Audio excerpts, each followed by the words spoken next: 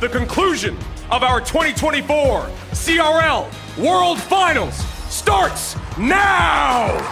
67% of the community votes went towards Lucas, 33% went towards Sub.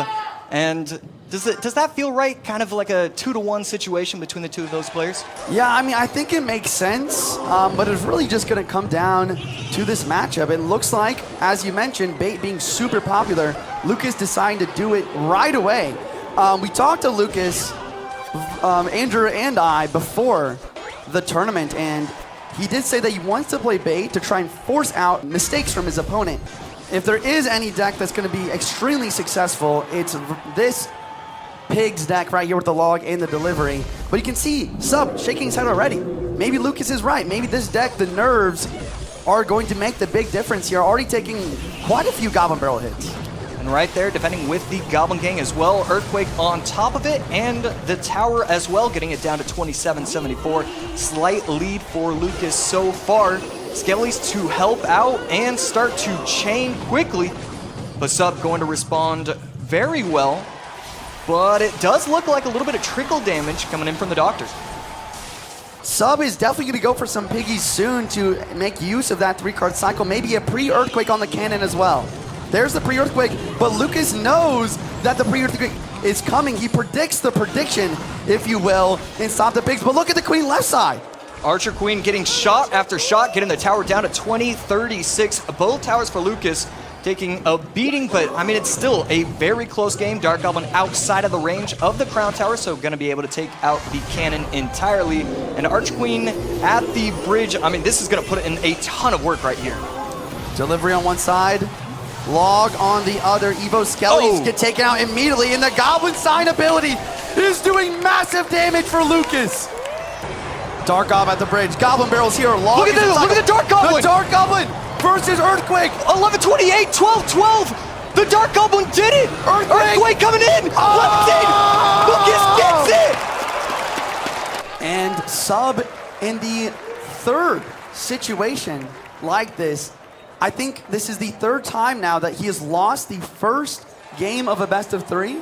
The question is, can he do it again? Can he reverse sweep and get a couple more wins to secure himself a continuation in this World Finals? I think he's playing Pompeo Balloon. I saw him on his Royale PI. He likes to use it, and he has the Inferno Dragon for the Lava Hound. That's why Lucas is smiling here.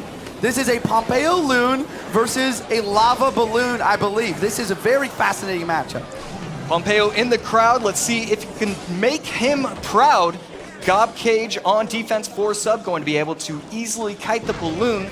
But because of the left tower targeting that Inferno Dragon for even just a second, that's going to apply a bunch of pressure, and arrows forced out from Sub. And right there, Lucas probably going to set himself up with the Ice Golem in front. No Ice Golem Miner in the back. Hopefully, instead, just going in with the Fireball. Evo Zap going to come down, but didn't catch the Bomber on the first electrocution, so that Bomber stays alive. This balloon, the balloon will not connect. Arrows do come down, but it does get death damage. And sometimes that's what Pompeo Balloon is all about. Lava Hound is not built for these defenses. A lot of the time, you want to go for a dual lane or opposite lane pressure and tower trade, but that's not something that is an opportunity in overtime. Yeah, and Sub making mistakes after mistakes. Lucas already clapping his hands. He thinks this game is over. The Miner takes out the Bomber entirely. Good game coming out from Sub. Lucas with the 2-0. And then there were 3, but this is one of the biggest matchups that we thought could be possible at World Finals. Ryley versus Mohamed Light. And you can hear the crowd into it here just going into game 1. I imagine if we get into game 3, it will be silent in this room. Ice Spirit to start for Ryley, and Mo with the Princess at the bridge.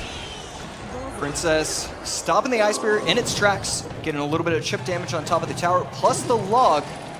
And Ryley could be going back to the Marcher. Yeah. We heard it in the interview where, how'd you know you were going to win? Well, when he played the first Goblin Barrel with Mo, he played the Goblin Barrel, no smile, no look up, no nothing. Ryley just locked in and focused. And Ryley does have the Tesla. You can see there, Mo not happy about something. Not exactly sure if it was the placement or what, but doesn't get a lot out of it. Goblinstein does get on tower, not going to go for the ability. 21-62 to 2 very healthy towers for Mohamed Light.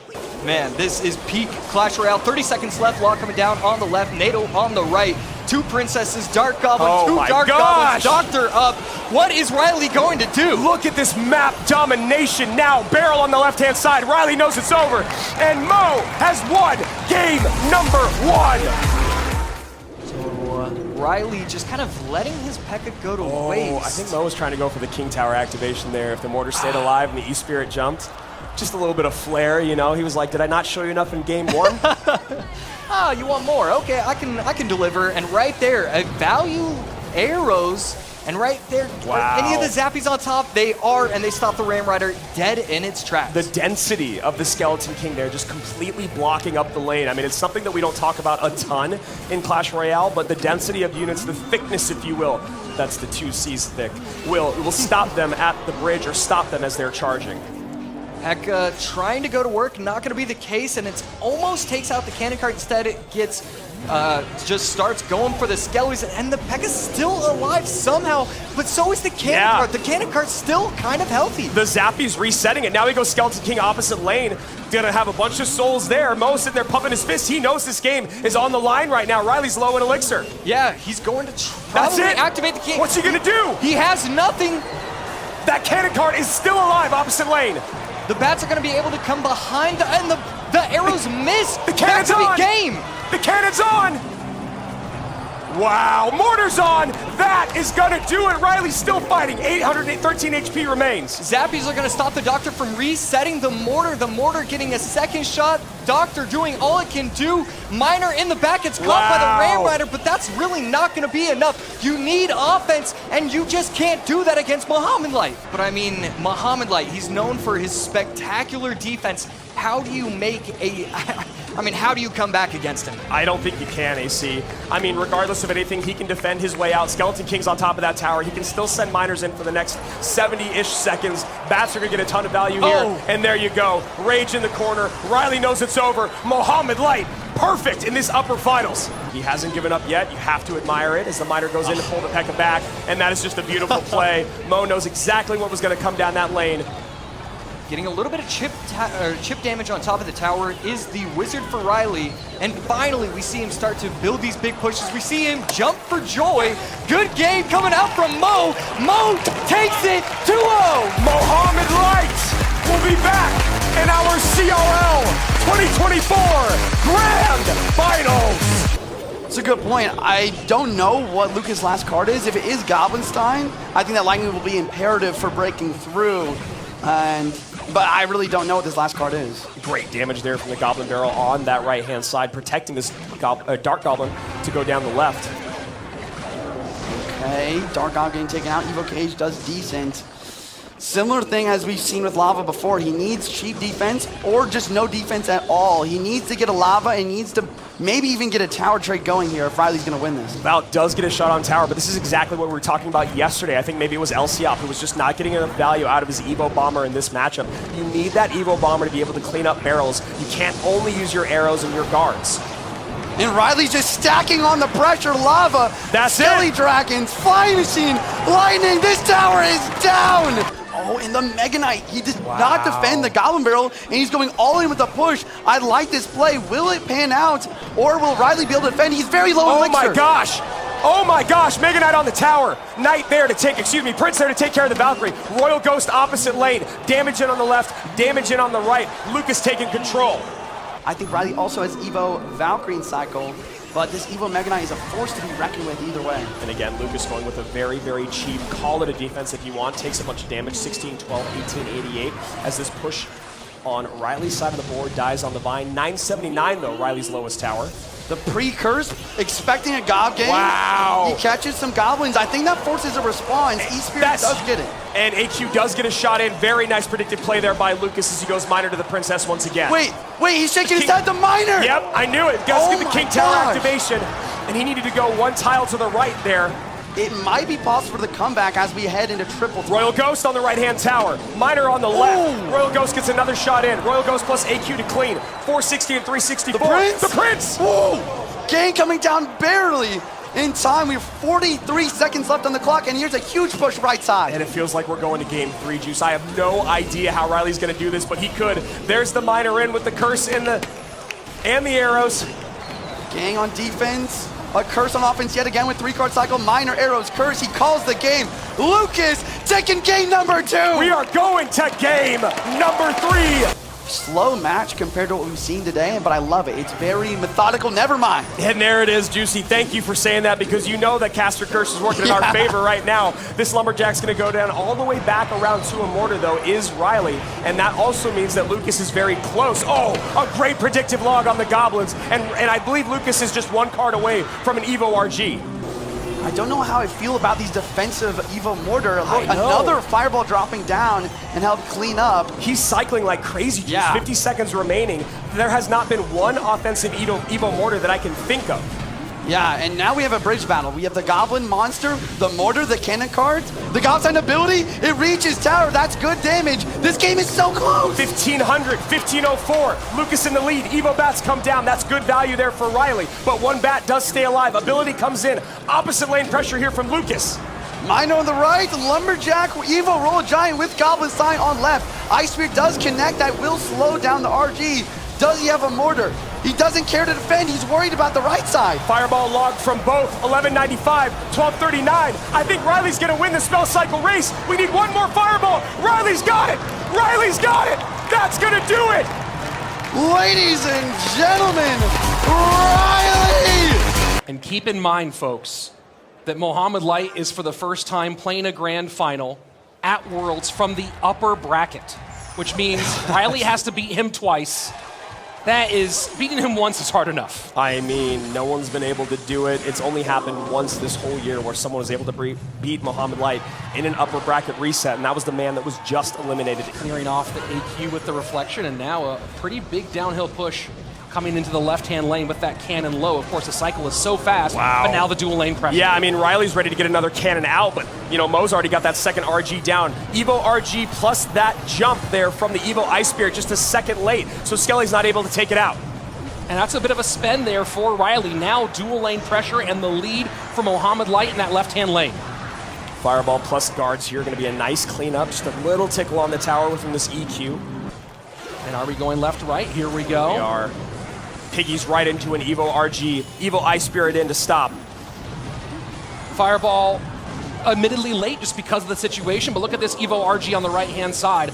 Log trying to push back, not going to be enough. Gets one, will it get a second one? And this damage in both lanes is dramatic. That is huge. The cannon just a second late, and now nothing on top of the Ice Wizard. Ice Wizard putting in some DPS, and Mo goes, wow, that is the last thing I ever expected you to do. Yeah, you see the look on his face. That Ice Wiz just pushing to the outside, getting around the Royal Giant with nothing else to target.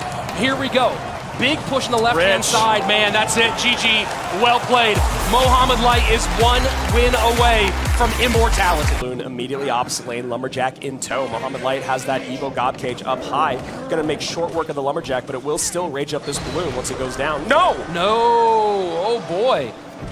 And Mo's going to get a little bit on it with that flying machine and now create a lot of pressure. Yeah, he's got a great counter push here. Brawler goes hard on that right-hand side. Flying machine on the left.